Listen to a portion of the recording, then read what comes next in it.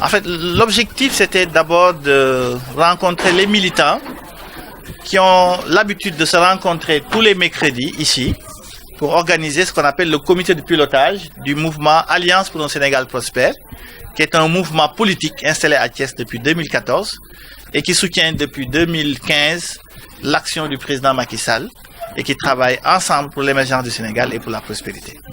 Mais aussi, cette occasion m'a permis de pouvoir venir les remercier, leur témoigner de ma gratitude, les remercier très sincèrement du fond du cœur pour le travail exceptionnel, titanesque qu'ils viennent d'accomplir autour de moi en me dotant en un temps record de 13 400 voix que j'ai parrainées pour le président Macky Sall à l'élection présidentielle, n'est-ce pas, de 2014. Ça, pour moi, c'était exceptionnel parce que c'est des femmes qui n'ont demandé ni transport, ni moyens, qui ont travaillé dans l'ombre, qui ont travaillé avec abnégation, qui ont travaillé avec engagement autour de ma personne et par conviction pour le devenir de Thiès, pour montrer à Thiès que ce mouvement compte et que nous devons accompagner le président pour réussir un deuxième mandat. Et c'est pour ça que je suis venu personnellement en cours de semaine. J'ai l'habitude de venir tous les week-ends, ceux qui me connaissent savent que je viens tous les week-ends à Thiès, sauf si je ne suis pas au Sénégal. J'ai choisi de venir ce mercredi, participer avec eux, festoyer avec eux, parce que nous sommes heureux d'avoir bouclé ce parrainage qui était difficile, mais que nous avons bouclé avec brio, et aussi les informer que avec qui nous avons travaillé, à savoir son Excellence le président Macky Sall, nous a fait l'honneur aussi de nous inviter chez lui, de discuter avec nous, pour nous remercier du travail brillant et récupérer lui-même les parrainages que nous avions faits. Je profite de l'occasion pour m'excuser auprès du comité qui a été installé à Thiès au niveau de la permanence de Benno Bokk Yakaar. Ce n'est nullement par manque de confiance, nullement par défiance, nullement par autre chose.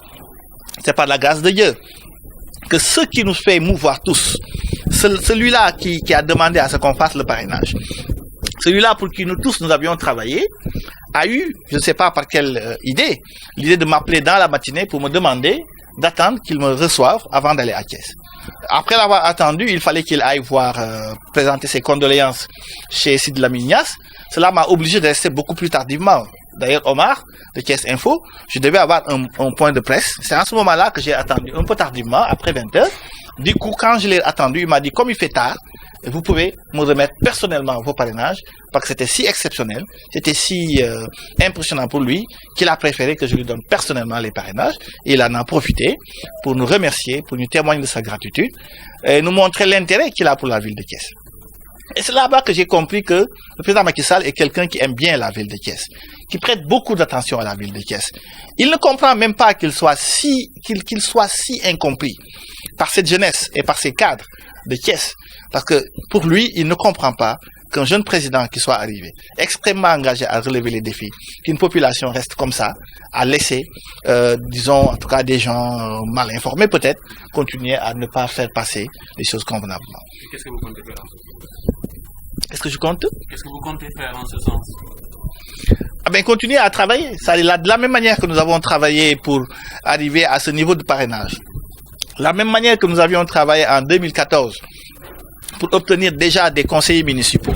La même manière que nous avons travaillé pour rassembler tous les mouvements politiques qui étaient à Thiès, même si par la suite il y a eu un ralentissement assez notoire, mais que nous allons relever le défi en les réunissant encore.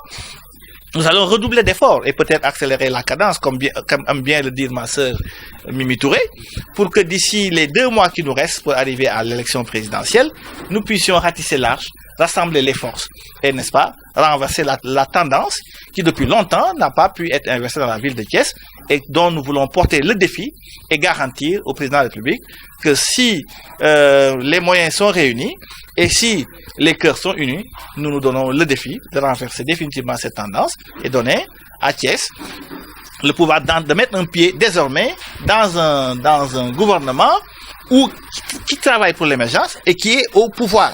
Parce que Thiès a besoin, pour une fois dans l'histoire, être avec le pouvoir. On ne peut pas tout le temps être à côté du pouvoir. Le passé, on ne peut pas tout le temps passer à côté.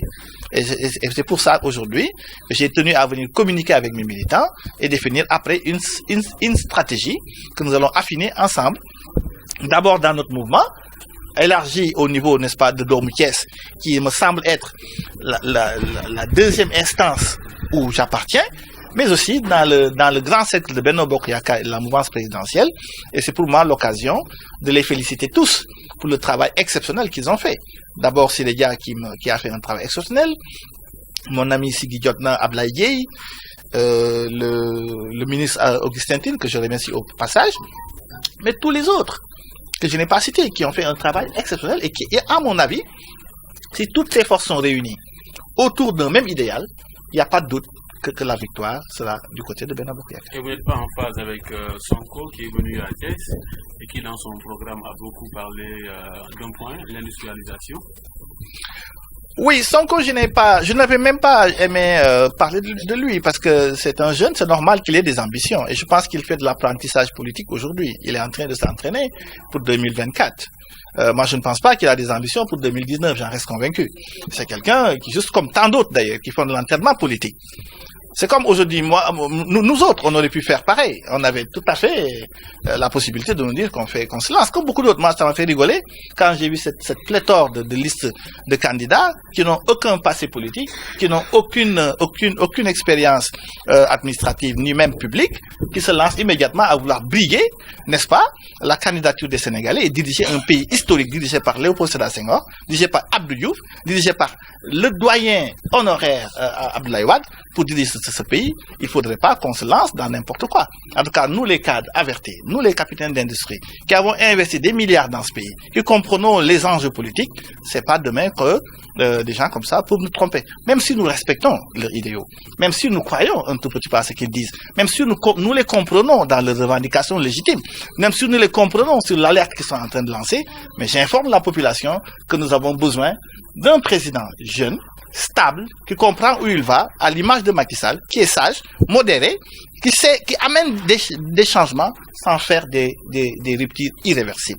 C'est ça la bonne démocratie, c'est ça la bonne démarche, c'est pour ça que je me suis engagé à côté du président de la République pour le soutenir à obtenir un deuxième mandat qui me semble être légitime.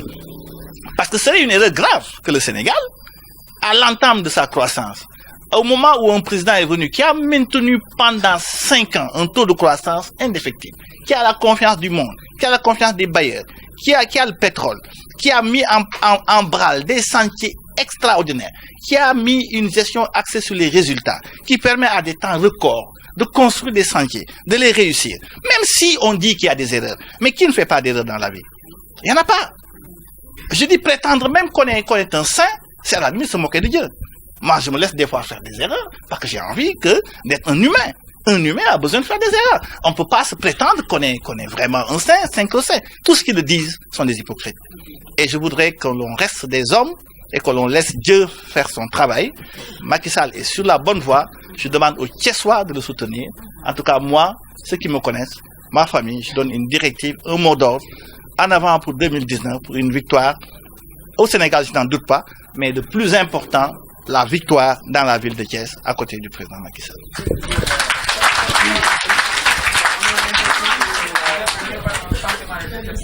Oui.